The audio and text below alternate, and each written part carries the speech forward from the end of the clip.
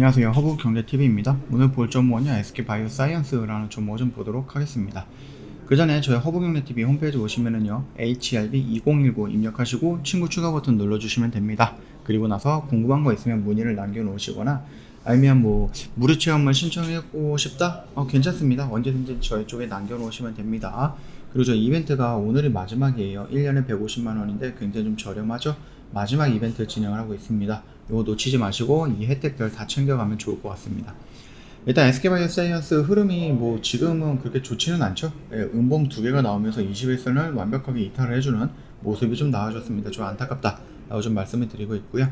스카이코비온 영국서 조건부 허가 신청을 한 겁니다. 허가가 나왔다라는 게 아니라 조건부로 허가 신청을 한 겁니다. 그렇기 때문에 이 부분에 대해서도 심사가 진행이 될 거다. 그래서 빠르게 좀 심사가 된다라고 하면은 긍정적인 결과가 나오면 좋겠다 라고 생각을 합니다.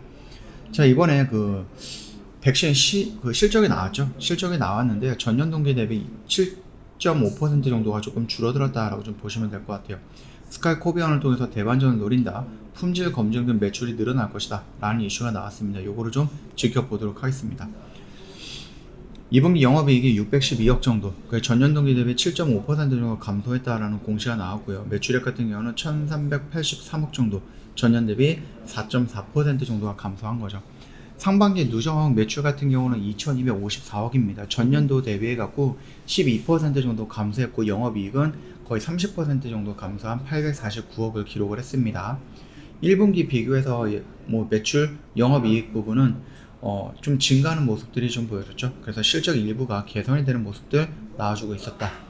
이거 같은 경우는 아무래도 아스트라제네카와 CMO가 되어 있었던 부분이었는데 그게 이제 계약이 지난해 말에 종료가 됐죠.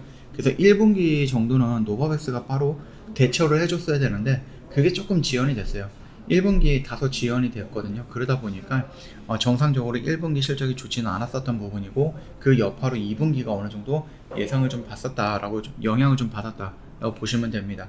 다만 3분기부터는 실적 개선이 이루어질 것으로 전망을 하고 있습니다. 노바백스 품질 검증 이슈가 정상화되고 있고요.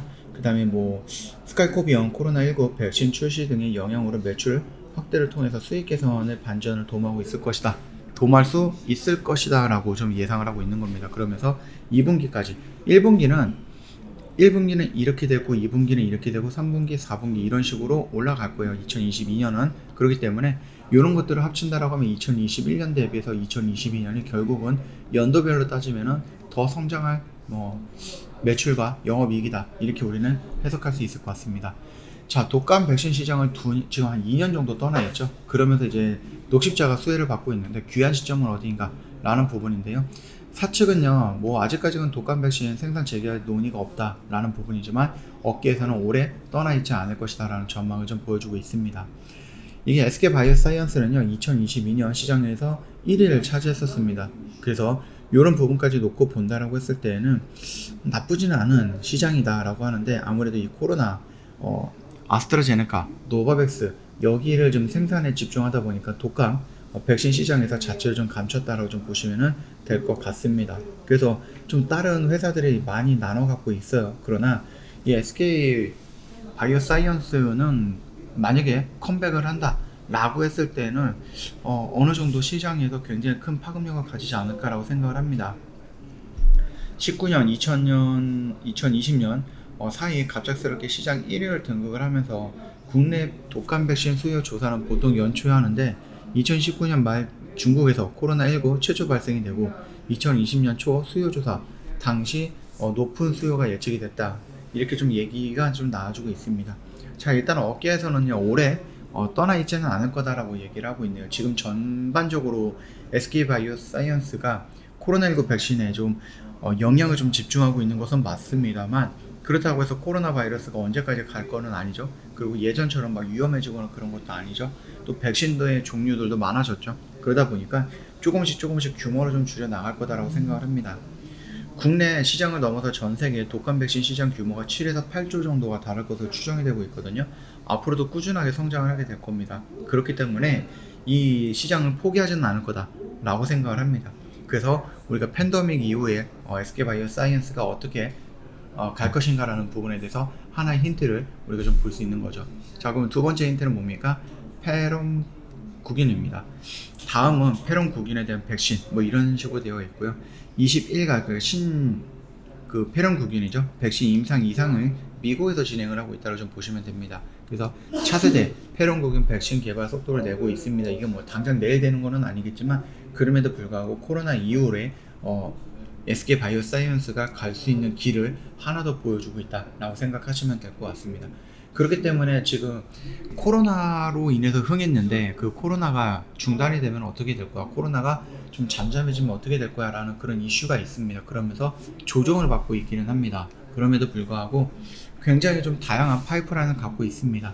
차세대 폐렴국인 백신 같은 경우는 폐렴을 유발하는 병원균 표면 다당체에 특정 단백질을 결합해서 만든 단백적합 백신이다 라고 보시면 됩니다. 21개 혈청형 예방하는 21가 백신이다 라고 하면 될 것 같습니다.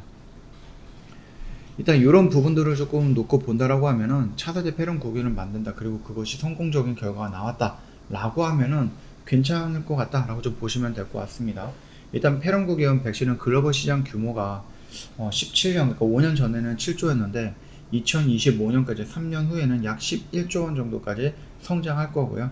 코로나 이전에는 가장 큰 백신 시장이었다 라고 보시면 될 것 같습니다. 그렇기 때문에 독감 쪽으로는 넘어가지 않더라도 독감도 넘어갈 겁니다. 독감 쪽으로 넘어가기는 할 건데, 그럼에도 불구하고 코로나 이후로 이 차세대 폐렴 국인 역시도 이 백신 시장도 놓칠 수 없다라는 부분, 임상도 진행하고 있다라는 부분, 우리가 긍정적으로 보실 수 있다라고 말씀드립니다.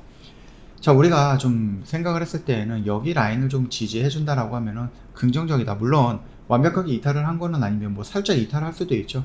선을 딱 긋는다라고 해서 무조건 여기 안에서 놀아야 된다, 그거는 있을 수 없기 때문에 뭐 살짝 이탈을 했다가 또 바로 반등이 나와서 안으로 들어올 수도 있는 거기 때문에 지금은 진행하고 있는 과정이잖아요. 자, 일단은 우리는 여기 라인에서 그 다음에 반등이 나왔고 15만원이 중요한 저항대가 될 거다라고 좀 봤는데 저항받고 눌리는 구간이었습니다. 그래서 21선을 타고 올라가는 모습이 나쁘진 않다라고 좀 말씀을 드렸는데, 어제 오늘 이런 식으로 음봉 두 개로 인해서 21선을 이탈을 했죠. 그리고 나서 기다렸던 요 라인 정도까지는 일단 꽉 찼습니다. 물론 여기서 이탈을 할 수도 있겠죠. 그러나 지금 당장의 분위기라든지 이런 것들을 본다고 하면은 여기서 지지를 받고 다시 한번 돌아 나가든지, 아니면 이 박스권을 형성을 하면서 다시 한번 코로나 관련해서 재확산 이슈라든지 아니면 영국 WHO라든지 뭐 유럽이라든지 이런 쪽에서 스카이코비원에 대한 승인 여부, 이런 결과에 따라서 다시 한번 이런 액션이 나오지 않을까 라고 생각을 합니다. 그래서 그 점 참고하시면 될 것 같고요. 지금 당장 좀 떨어지는 분위기가 뭐 그렇게 좋지는 않죠. 뭐 실적이라든지 이런 부분도 나왔는데 부정적으로 실적이 나왔습니다. 다만 이거 같은 경우에 이제 아스트라제네카 노바백스 부분에 대한 딜레이가 연기가 됐던 부분이 포함이 됐던 거죠. 그래서 정상 궤도를 지니고 있는 이 2분기에 대한 또는 3분기에 대한 실적은 긍정적이다, 지금보다 더 높아질 거다라고 보면 됩니다. 그리고 실질적으로 매출이라든지 영업이익이 전분기 대비 줄어들기는 했는데 전분기 대비 늘어났죠. 전년 동기 대비 줄어든 것 뿐이지. 그래서 우리가 조금 더 길게 본다고 했을 때 분기별이 아니라 1년 단위로 놓고 보면 2021년보다는 2022년이 매출액과 영업이익은 더 늘어날 것이다 라는 부분은 맞아요. 다만 분기별로 봤을 때, 분기별로 비교했을 때 1분기, 2분기가 전년 대비보다는 조금 좋지 않았다라는 부분을 인정할 수밖에 없는 부분이겠죠.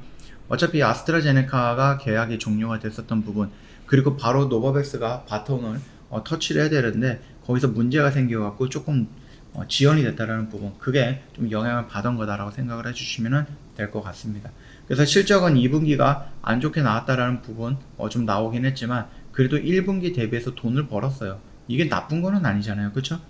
이런 모습들을 좀 지켜본다라고 하면은 실적에 대한 리스크는 어느 정도 해소가 되지 않았을까라고 생각을 합니다. 그렇다라고 하면은 이제는 본연의 가치를 가지고 움직이는 모습들, 그리고 이 코로나 백신을 넘어서 뭐 차세대 폐렴 국인이라든지 장티푸스라든지 아니면 독감이라든지 본연에 좀 진행을 했었던 그런 백신들도 다시 원상 복귀가 되는 모습이 나온다라고 했을 때는 충분히 괜찮은 모습이 나올 거고요.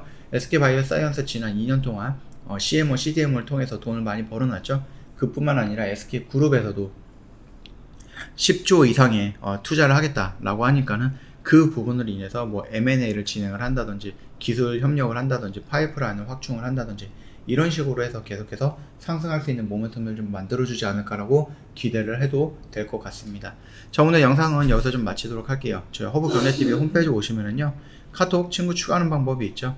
이거 보시고 천천히 등록해 주시면 됩니다. HRB2019 그리고 친구 추가하시고 궁금한 거 남겨놓으시고 무료 체험 신청해 놓으시면 바로 다음 주부터 신청 가능할 겁니다.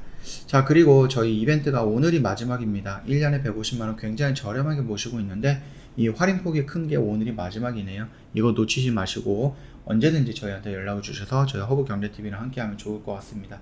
7월 한 달 동안 고생 많으셨고요. 오늘 역시 고생 많으셨다라고 좀 말씀을 드릴게요. 영상 도움이 됐다 그러면 구독과 좋아요 한번 부탁드리겠고요. 편안한 주말 보내시고 다음 주에 다시 뵙도록 하겠습니다.